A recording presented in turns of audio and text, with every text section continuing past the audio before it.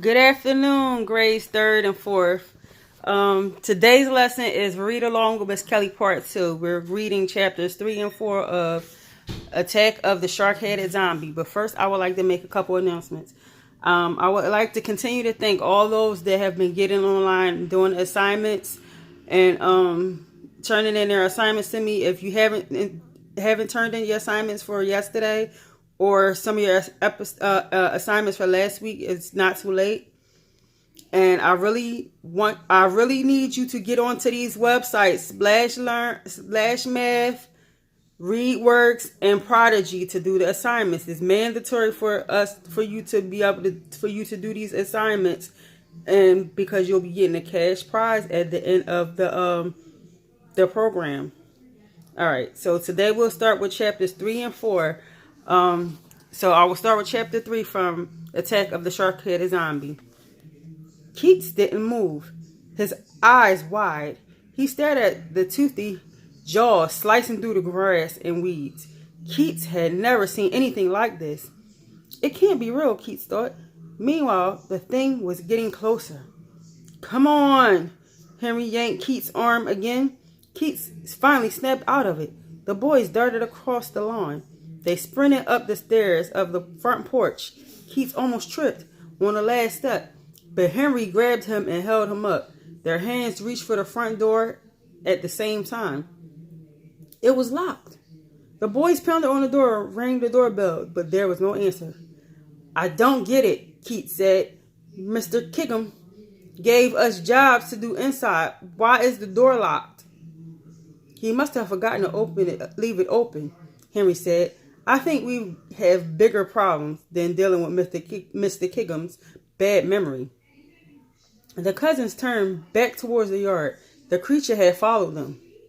It was halfway between the garden and porch, chewing up all the dirt and stones in its way. Suddenly, the creature stopped. It let out a huge, large burp. Blurp. Yuck, Keats said.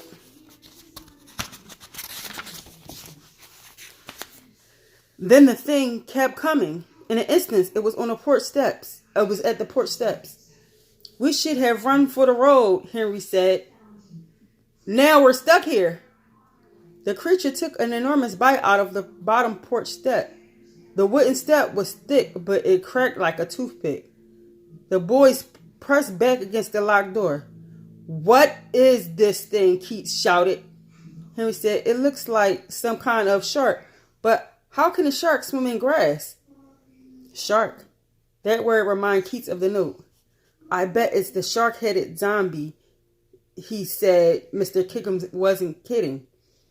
When the creature had chewed through the bottom porch step, it stopped again and burped. Then it started crunching on the second step. Chomp, chomp, chomp, chomp, crack, chomp. Henry jiggled the knob of the locked door. It still wouldn't budge. The zombie chewed faster as it got closer to the boys. It gnawed on the third step. Just a few feet were left between the cousins and the zombie. Keats looked around the porch. His mind was racing. According to the big book of locks, 3. Oh man, this isn't the library, Keats, Henry said. We don't have time for a report on a boring book you just read. Keats ignored them. According to the big book of locks, 3 out of 5 people leave their keys under the doormat. Henry rolled his eyes. Keats lifted the doormat. A shiny ring of about 10 keys glittered under the sun. Woohoo! Henry cheered. He slapped Keats on the back. I promise never to doubt you again. That is my new world's greatest plan. Yeah, right, Keats said. But he was smiling too. Keats picked up the keys and tried one in the lock. The key didn't budge. He tried another. Henry kept poking him and saying, come on, come on. You're not helping, Henry, Keats muttered. Just crash. The shark-headed zombie's teeth chomped down on the top step. Its head poked over the edge of the porch. The smell of old fish came from his mouth. Hurry! Henry shouted. I'm trying. Keats chose another key. It didn't fit. Then he tried the last key. It went in smoothly. The door opened with a click. And in a rush, Henry and Keats pushed into the house and fell sprawling onto the musty carpet. Glancing back, Keats saw the shark-headed zombie jump into the air. It was like watching a fish leap out of the water. It did a half twist and landed on a porch with a thud. The creature flopped around for a second. Then it got its tail underneath its body and stood up. It looked unsteady, like a seal doing a new trick at the zoo. The zombie was twice as tall as Keats, and it didn't have just a shark's head. It had flippers for arms, a tail, and black eyes. The thing's skin was smooth and silver like a shark's. It took a single hop towards the boys. Keats didn't want to see any more. He slammed the wooden door shut, but Keats knew it wouldn't keep the shark-headed zombie out for long. There's an alarm, Henry said. He was pointing at a big red button on the wall near the door. Keats squinted to read the writing on the button. Wait, Keats shouted. The button says, it's only for emergencies. I think this counts, Henry said. Still on his back, he jabbed the button with his foot. Suddenly, a whop, whop, whop filled the house. What did you do? Keats yelled. The alarm kept ringing. The windows and the front door started to fade. Then they were just gone. In their place was a solid wall. The cousins were safe from the zombie, at least for now. Chapter 4. After a few seconds, the alarm stopped. The house was silent. Stunner, Henry said. Keats and Henry lay on the carpet in the front hall, trying to catch their breath. What just happened? Keats finally said. He stood up slowly. His baseball cap had turned around when he fell. He fixed it and looked around the room. It was empty except for an old chair and a coat rack in the corner. Keats ran his hand over the wall where the front door used to be. The wall was smooth and solid. Where's the door? Keats asked. And the windows. I don't know. Henry got to his feet too. Probably the alarm made them disappear. To protect whatever is inside the house. It must be some kind of magic. That's crazy, Keats said. There's no such thing as magic. Blam! A sudden pounding on the wall next to Keats made him jerk back. The zombie was on the other side of the wall, trying to get inside. Blam, blam, blam. The wall shook but remained sturdy. A shark-headed zombie is on the porch, and the front door just vanished, Henry said. Ready to change your mind about magic, Keats? Okay, he said. Keats said. Maybe you're right. Maybe there is magic. His stomach was flip-flopping like crazy. Don't panic, Henry said. It will take time for the zombie to break through. We'll be okay for a while. Keats looked to see if Henry was scratching his chin. He wasn't. Keats felt a little bit better knowing Henry was telling the truth. We need to come up with a plan to get out of the house, Henry said. Thanks to the alarm, the door and windows are gone. We're trapped. Keats thought for a second. I have an idea, he said. He held up the note from Mr. Chigham. See where Mr. Chigham said he'll take us home when we finish the to-do list? Henry snapped his fingers. That's it. We just have to do all the jobs on the list, and Mr. Chigham will come back and get us out of here. They both leaned over the note and read the jobs Mr. Chigham had left for them. Weed the grass. Bring the box of light bulbs down from the attic. Battle and defeat the shark-headed zombie. Sweep the garage. Okay, he said. We weeded the garden, so that's done. The next thing we have to do is bring the light bulbs down from the attic, and then battle and defeat the shark-headed zombie, Henry said, skipping ahead. But if the zombie is magical, we'll need magic to fight it, like a spell or maybe a wand. A wand, Keats said. At the end of the note, Mr. Chigham said there was an extra wand in the kitchen sink. Where's the kitchen? Both boys turned to gaze down the long hallway that led out of the front room. They could see a refrigerator through a doorway at the end of the hall. Let's go, Henry said, already moving. Keats followed close on Henry's heels. He couldn't wait to get away from the zombie pounding on the wall.